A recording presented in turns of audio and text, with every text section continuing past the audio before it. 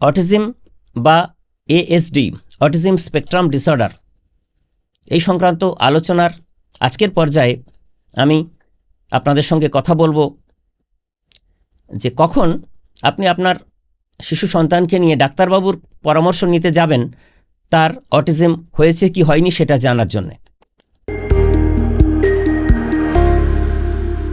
আসুন এখন আমরা দেখে নিই যে 6 মাস বয়সের পর থেকে বিভিন্ন পর্যায়ে ছোট ছোট সন্তানদের কি লক্ষণ ঠিকভাবে প্রস্ফুটিত না হলে সেটা অটিজম বা এএসডি লক্ষণ হিসেবে ধরা হবে, এবং তখন ঠিকঠাক ডায়াগনোসিসের জন্য আপনাদের ডাক্তারবাবুর কাছে যেতে হবে। আপনার ছোট্ট একরত্তি শিশুটি, বয়স তার 6 মাস, কিন্তু তখনও যদি অনেক কিছু দেখে সে না হাসে, 6 মাসের বাচ্চা যদি না হাসে তাহলে সেটা কিন্তু অটিজমের লক্ষণ হতে পারে।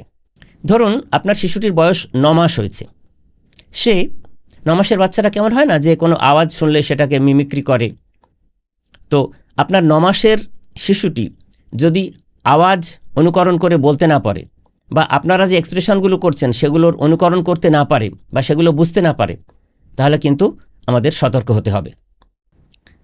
আপনার বাচ্চাটির বয়স যদি 12 মাস হয় এবং তখনও সে যদি অঙ্গভঙ্গি নকল করতে না পারে, আপনাদের দেখানো, বড়দের দেখানো অঙ্গভঙ্গি শিশুটি নকল করতে না পারে, বা ব্যাবলিং করতে না পারে, কুইং করতে না পারে, এই আওয়াজগুলো যদি করতে না পারে, তাহলে কিন্তু আমাদের সতর্ক হতে হবে।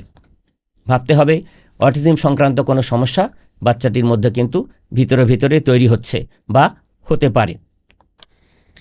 16 মাস বয়সে যদি আপনার শিশুটি সিঙ্গল ওয়ার্ড বলতে না পারে, তাহলে কিন্তু সতর্ক হওয়ার সময় এসেছে। 18 মাস বয়সে আপনার সন্তান যদি অনুকরণ করে কথা বলতে না পারে, বা আমরা ছোট বাচ্চারা একটা ভুল করলে মানে ভুল না করার ভান করে না, তো সেই ভান করা, প্রিটেন্ডিং, সেটা যদি বাচ্চা আপনার করতে না পারে 18 মাস বয়সে, 1.5 বছর বয়সে, তাহলেও কিন্তু সতর্ক হতে হবে, আমাদের যেতে হবে পরামর্শ নিতে ডাক্তারবাবুদের কাছে।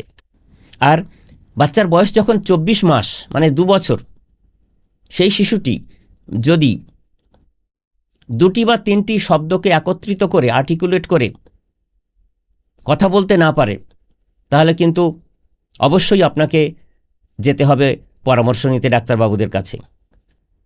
আপনার 2-3 বছরের বাচ্চাটি যদি তার সাথে ঘটা যে ঘটনাগুলো বাড়িতে ঘটে সেগুলো বাড়ির অন্যদেরকে সে যদি শেয়ার করতে না পারে, সে যদি বুঝিয়ে বলতে না পারে, সেটাও কিন্তু খুব ভালো লক্ষণ নয়। আপনার বাচ্চাটি ধরুন আই কন্ট্যাক্ট করে চোখে চোখ রেখে কথা বলতে পারছে না, সেটাও খুব একটা ভালো লক্ষণ নয়। এগুলো যদি থাকে, বুঝতে হবে যে অভিভাবকদের সতর্ক হতে হবে অটিজম সংক্রান্ত ব্যাপারে।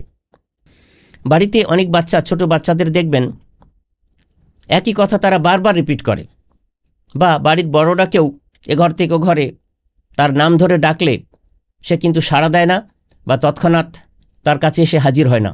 অনেক ডাকাডাকির পরেও হয়তো দেখা গেল সে তার নিজের খেয়ালেই তার নিজের কাজ করে চলেছে, সবটা শোনার পরেও।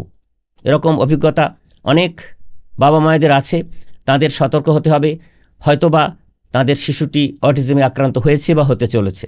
যদি দেখেন আপনার বাচ্চাটি কথায় কথায় রাগ দেখায় কারণে অকারণে, যদি দেখেন আপনার বাচ্চাটি হয়তো দুপুরে ঘুমোয় না, তবুও রাত্রিবেলায় সে 2-2-2:30 পর্যন্ত জেগে, বিছানায় জেগে কিন্তু খেলা করছে, আপনারা নানা রকম চেষ্টা করেও কিন্তু তাকে ঘুম পাড়াতে পারছেন না, এমন অভিজ্ঞতা অনেক বাবা মায়ের হয়েছে। এসব বাচ্চারা দেখবেন এরা সাউন্ড এবং নয়েজ এতে হাইপার সেন্সিটিভ হয়।